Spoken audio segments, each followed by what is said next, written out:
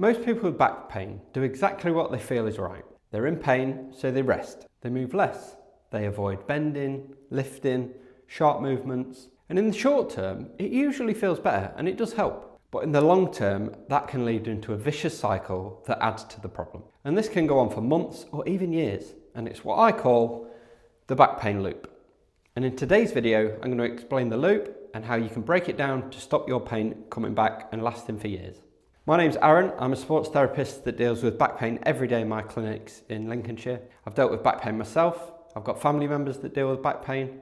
And it's definitely the most common thing I see in clinic, with over 80% of people that come to see me wanting help with back pain. If back pain is something that you struggle with and you would like to find out exactly what's causing it and what type of back pain you've got, which is a key to fixing it, then head over to the link in the description below where you can fill out my short 2-minute quiz and it will tell you what type of back pain you've got and how you can fix it. But back to the back pain loop. So the back pain loop is a model that I use to help patients understand what's causing the pain, why it feels better for a bit, but then eventually comes back, and why the things you're doing that you think might help are actually causing the problem. So it's a bit of a cycle or a loop. And the first part, as you can imagine, is pain. So obviously that's the entry point for the loop itself. Now how you manage this pain is key to whether you're stuck in the loop or you exit it before you even begin. But everything starts with pain. And what's causing that could be a range of different things. You could have lifted something heavy, you could have twisted funny, you could have slept funny, you could be inactive, and eventually that's just led to you back saying, no, I can't deal with this anymore, and telling you that it's in pain. You could sit too long at a desk or have a job where you're hunched over, like you're a nail technician or you're a massage therapist or even a builder or a bricklayer. There's a lot of different things that could cause it, but ultimately you enter the loop if you're in pain. And all pain is a signal that your brain is telling you that something's not right. Think of it as a car. If something's not right with your car, the engine warning light will come on. And that's all that pain is. It's a warning signal to your brain so that you know something's wrong. Now the next step in the loop is protection and avoidance, which is where you're in pain, so you don't want to aggravate that, which is completely understandable. So you avoid doing certain things to make it worse. Now the problem here is that back pain is normally caused by a mismatch of capacity, so what it can tolerate, and the load that's being put through. So if you're a bricklayer, going back to that example, and your back isn't strong enough to continuously lay bricks all day, then that's what will cause the pain. So there you've got a mismatch where the capacity is not strong enough, your back's not strong enough to take it, and the load that it needs to be put through, the bricklaying, outbalances that. But the problem here, that by protecting your back and avoiding it, it's actually going to be weaker. So this leads to reduced capacity. So to stick with the bricklayer example, if your back pain is caused because your back isn't strong enough to deal with the bricks that you have to lay every day, then by protecting and resting and essentially causing your back to get weaker, that's only adding to the problem. So in your head you're thinking, I'm going to rest so that my back can calm down, but because it's not being used, it's getting weaker, and that capacity is dropping where it's already below the point that it should be anyway. So you're adding to the problem. And then following on from that, so we've rested, the capacity or strength has reduced, and then it moves into increased sensitivity, which is where your back's more sensitive, obviously. So we've rested, got weaker, even more so than it already was, which has led to increased sensitivity. So your brain is thinking, there's already something wrong. So it's kind of on high alert, so that if it detects that you're going through the same activity, then it's going to produce more pain signals to kind of give you a bit more of a significant alert to slow things down and stop what you're doing in case something happens. So it's a bit of a threat level. If you imagine up here, you're at amber, something's not right, but it's not catastrophic. Your condition's weakened, which means your body is less likely to be able to cope with the demands. So now we've gone from an amber alert up to a red alert, which is where everything's a bit more sensitized and your brain's thinking there's more risk of damage, which then, as you can imagine, triggers pain. And then when the pain triggering is increased, that obviously gets your brain to tell you that we're in pain again. So as you can see, it starts from pain, and then by doing what we think we should be doing, by resting and letting it recover, we're actually adding to the problem, which eventually leads to more pain. And it's an onward cycle, unless of course you do something to break that loop down, which is what we're going to do now. So the earlier on in the loop that we are, the easier it is to break the loop down. If we let it get all the way around to here, which is where pain is becoming more triggered, then that's going to be a lot more difficult to solve than if we get it right at the source and stop it before it increases. So imagine this as a car. We want the car started, but we want it to stop. So here we're up to sort of 10 miles an hour, we're getting up to 20, we're up to 50, we're up to 60. So the more it goes around the loop, the harder it is to get that car to stop. If we get it here when it's at 10 miles an hour, it's a lot easier to stop.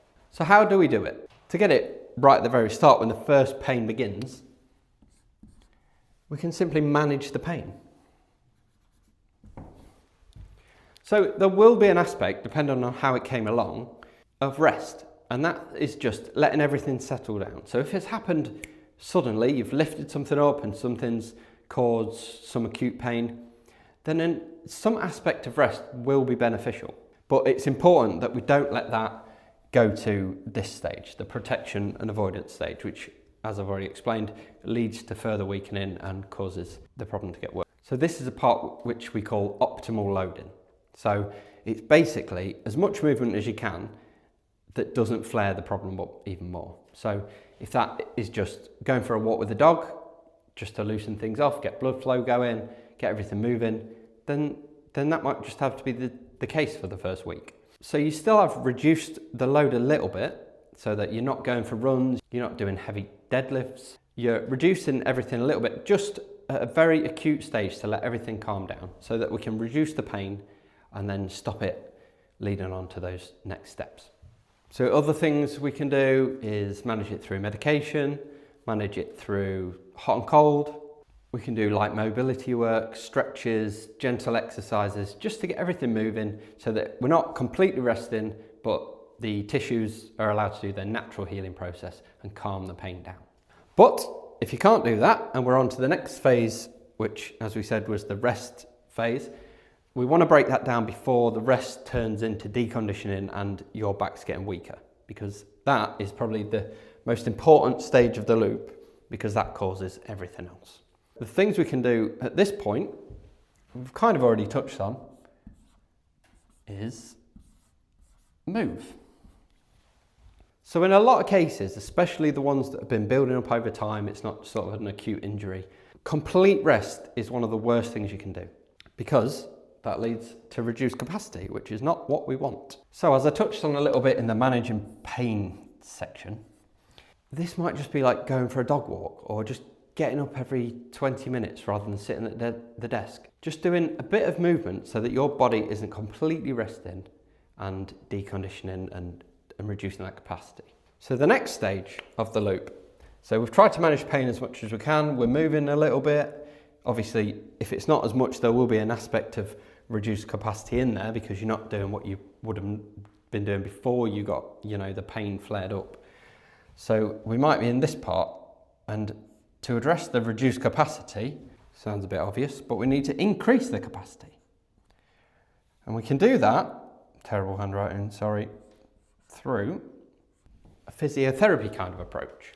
So this is where it will vary between different people because the cause of someone's back pain is going to vary between someone who sits at a desk all day and someone who works in a building yard, which is why it's pretty helpful if you can fill that quiz in that I mentioned at the start in the description below, so we know exactly what your back pain type is, because knowing that is the first step towards fixing it. But generally speaking, doing some sort of physiotherapy or rehabilitation exercises, the purpose of that is to build capacity. So you might go to a chiropractor or a masseuse and they'll do some soft tissue work to relieve the symptoms short term, which is kind of in the managing stage, but that will only lead to deconditioning if you don't do anything with that. So that's really good for reducing the symptoms, giving you a bit of a window of opportunity so that you can be more effective when you're doing the increased capacity work, such as physiotherapy. So if that soft tissue work increases your mobility, reduces your pain, you can do exercises more effectively, which means your body will get more out of it, you'll increase your capacity more effectively, and that will in turn break down the loop. And then when we get to the sort of final third of the loop, if you like, it's kind of in its own little section. So then you're back to just managing the pain. So as you can see, if we can break it down here, or even here, then it's going to be a lot more effective. So hopefully that explained to you why rest is not good, or not always good when you've got back pain, and this is the reason why. So like I said, if you are suffering with back pain at the minute, head over to the link in the description below, get that 2-minute quiz sorted so you know exactly what your type of back pain is. It asks you a few questions, nothing crazy.